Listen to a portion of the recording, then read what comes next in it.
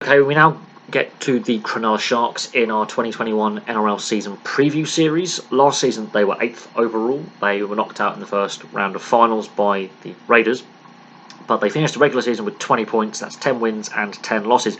Ironically, they also finished with a 0 points differential for and against, points scored and points conceded, and that was part of the problem, was the inconsistency. One week they could outscore the opposition by 30 points, and the next week they will concede 50. That was the problem, was their inconsistency. John Morris is still the head coach. This may be his last season as head coach at the Sharks. There are rumours of squad unrest and possibly him not being extended past the end of this season. He's an inexperienced coach. I think he'd be a great fit somewhere else. There's no doubt that. He has got this side to finals 2 years in a row, and they've fallen at the first hurdle 2 years in a row. Their strength is their scoring, as I've stated. They can score a lot of points. They've got tries throughout the side, forward pack and the back line, and they have got some experienced players in that squad, some experienced leaders in that squad. So that's the difference between some of the teams we've already looked at, is they are an experienced team. Their weaknesses, however, that defence, shambolic. Not good enough defensively. Look at the game against Canberra where they switched off from a tap and go penalty. Their defence organisation, their combinations in defence, and their general points against in some games cost them to lose games that seasons prior they were winning, and that led to the inconsistency.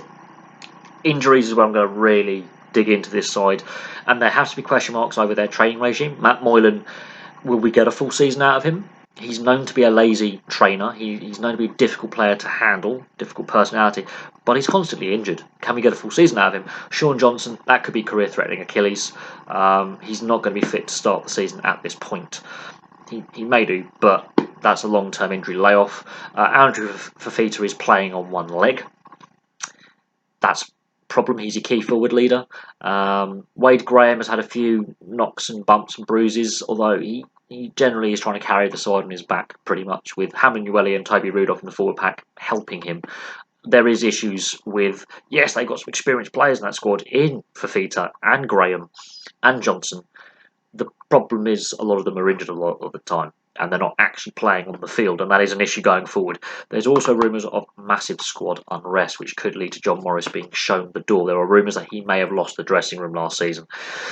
These are rumours, and these are unsubstantiated, because no one has come out and said, yes, this player has come out and given a statement. They're not going to do that.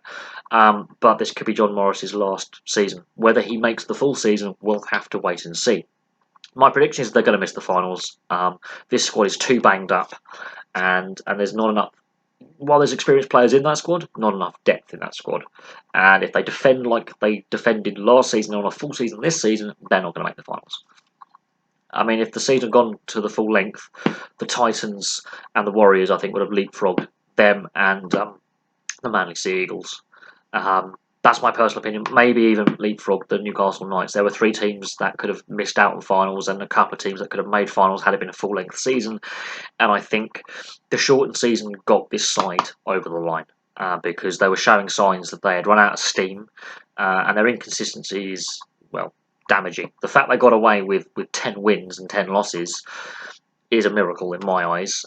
They should have lost more games with that defence. They were lucky in some. Their scoring got them out of trouble. It's not their defence getting them out of trouble, it's their scoring and their wide players doing the job. But the thing is, when you've got creative players like Moylan and Johnson injured at the start of this coming season, Chad Townsend, I don't think, can single-handedly create for that backline. He's going to need a halves partner. That's an issue. My key player to watch, however, is in the forward pack. It's not Hamlin, it's Toby Rudolph. I think he had a breakthrough, outstanding first season in the NRL. He's a workhorse. He's an energy guy. That's something this team needs. And he did score the try that basically got them to finals against the Warriors at the death. Yes, there was another try to come after that, but that try, I think, broke the back of the Warriors and got them over the line. Showed up in a key game. But he showed up regularly throughout the season. He was one of the most consistent performers, and that's something that they lack, is consistency. If he's a barometer, he's a hard worker. I like hard-working players. I want to see how he progresses in his second full season in the NRL, considering he has committed his future to the Sharks, and he turned down the Warriors. He had a change of heart. So he's committed his future to this team, and this is a forward pack that needs leaders, because Andrew Fafita is on the way out. There is no way he can continue to play on one leg. His career is near its end. Wade Graham needs assistance, and if Hamlin Newelly and Toby Rudolph can give him that, then they can get over the line in more games. But I predict them missing finals. How they do depends on how many players they can keep fit, and if Matt Moylan can come back into the side, he can be used in the halves alongside Townsend to make up for Sean Johnson being out injured. But if Matt Moylan is going to be injury prone this coming season, it's going to be a struggle. Thank you very much for watching. Place your thoughts below, and I'll have some more videos for you very, very soon.